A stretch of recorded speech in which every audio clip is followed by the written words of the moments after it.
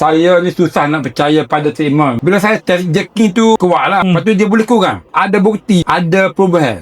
Sifu robot, dia adalah Sifu gearbox dekat MG Merc Service. MG Merc ni adalah salah satu workshop yang membuat baik pulih gearbox juga. Kenapa nama Sifu robot tu? Macam mana boleh dapat? Ini daripada tahun 99 lagi lah. Biasa saya buat kerja ni tak ambil tahu hati kanan. Saya buat aja kerja. Jadi kenapa tu orang panggil saya ni robot ni? Mana buat kerja ni kita bersungguh lah untuk nak settle masalah. Macam mana Sifu ni boleh percaya untuk ambil RM AutoCAD ni dan apply pada gearbox-gearbox yang ada? Saya ni susah nak percaya pada treatment. Memang dengan jujurnya. Saya akan test dulu treatment tu. Ada satu case itu Merc 722.9 gearbox E212. Kata tu jerking. Di sini kita akan masuk dyna dulu untuk nak kena pasti problem dia lah. Kita tengok ini bukan masalah wiring, bukan masalah solenoid apa-apa ni. Kita suspect masalah daripada o-ring dia tu mungkin dah mengeras. Pressure dia tu mungkin dah tak cantik. Lepas tu saya bincang dengan customer lah. Contohnya kalau kita nak awal bajet tu agak tinggi lah. Orang memilih untuk nak save bajet, saya pun recommend RM yang kita pakai botol dia warna hijau kan.